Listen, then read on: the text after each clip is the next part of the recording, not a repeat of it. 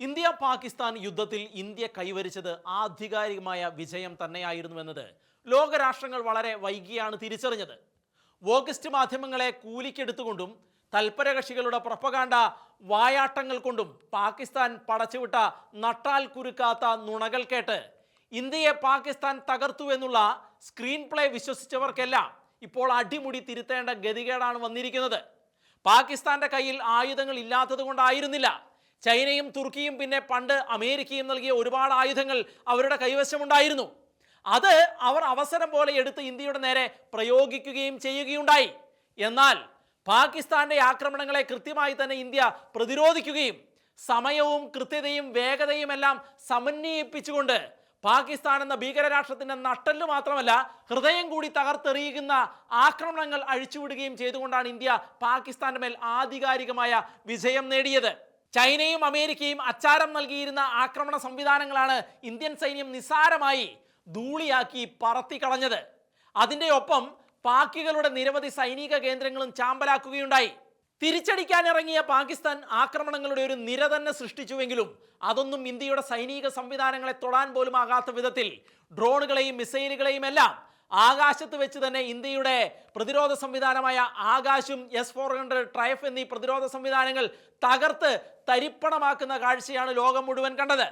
ആയിരക്കണക്കിന് ആധുനിക ഡ്രോണുകളുമായിട്ടായിരുന്നു തുർക്കി കപ്പൽ കറാച്ചിയിൽ എത്തിയത് എങ്കിലും ഡ്രോണുകളെയെല്ലാം ഇന്ത്യയുടെ വ്യോമ പ്രതിരോധ സംവിധാനമായ ആകാശ് ധൂളിയാക്കി പറത്തിയതോടെ പാക്കികളും തുർക്കികളും ഒരുപോലെ ലോകരാജ്യങ്ങൾക്ക് മുന്നിൽ വല്ലാതെ നാണം കെട്ട അവസ്ഥയിലാണ്.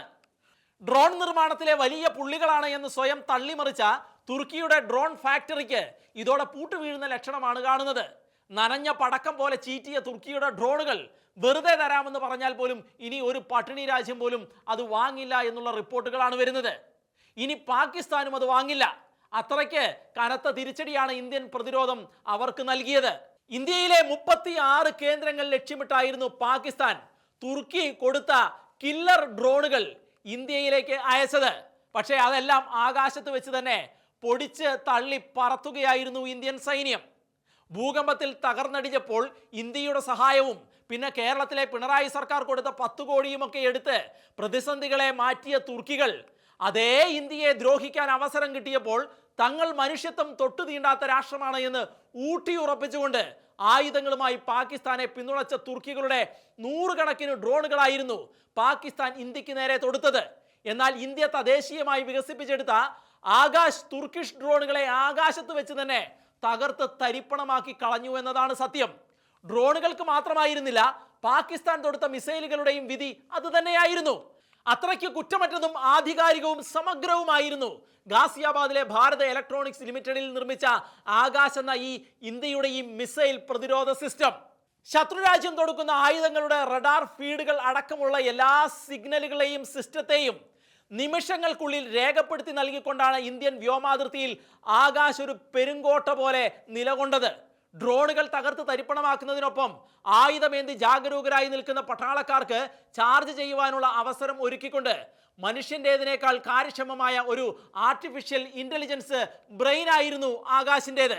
ശത്രുവിൻ്റെ ആയുധങ്ങൾ റഡാർ പരിധിയിൽ എത്തുന്നതിന് മുൻപ് അവയെ വിശകലനം ചെയ്യുകയും പ്രതികരിക്കുകയും ചെയ്യുന്ന തരത്തിലുള്ള അമ്പരപ്പിക്കുന്ന ട്രാക്കിംഗ് വിസ്മയവും വേഗത്തിൽ സഞ്ചരിച്ചുകൊണ്ട് നിമിഷങ്ങൾക്കുള്ളിൽ യുദ്ധഭൂപടത്തിന്റെ ഏത് കോണിലും പ്രവേശിക്കാൻ ഉതകുന്ന ഡിജിറ്റൽ സംവിധാനവുമായിരുന്നു ആകാശിനുണ്ടായിരുന്നത്. ഈ മാസ്മരികമായ ഉരുക്കുമതിലിനെ മറികടന്ന് ഇന്ത്യയിലേക്ക് എത്താൻ തുർക്കികളുടെ കാമിക്കാസെ ഡ്രോണുകൾക്കോ സ്റ്റെൽത്ത് ക്രൂയിസ് മിസൈലുകൾക്കോ ഒന്നും കഴിഞ്ഞില്ല എന്നത് ഇന്ത്യയുടെ പ്രതിരോധ ശേഷിക്ക് പൊൻതൂവലായി മാറിയിരിക്കുകയാണിപ്പോൾ. ഇതോടെ ഡ്രോൺ കച്ചവടം പൂട്ടിപ്പോകുന്ന തരത്തിൽ പാകിസ്ഥാനെ സഹായിച്ച് വെട്ടിലായിരിക്കുകയാണ് നാറ്റോ രാജ്യമായ തുർക്കി. തുർക്കിയുമായുള്ള നയതന്ത്ര ഇടപാടുകളെല്ലാം ഇല്ലാതാക്കുന്ന തരത്തിൽ ഇന്ത്യ എന്ന ശത്രുവിനെ ഉണ്ടാക്കേണ്ട ഗതികേടിലേക്ക് അവർ ചെന്നെത്തുകയും ചെയ്തു എന്നുള്ളതാണ് വാസ്തവം. ഏതായാലും ഓപ്പറേഷൻ സിന്ദൂറിൽ ഇന്ത്യയുടെ ഷാർപ്പ് വെപ്പൺ തന്നെയായിരുന്നു ഇന്ത്യയുടെ തദ്ദേശീയ പ്രൊഡക്റ്റായ ആകാശ്.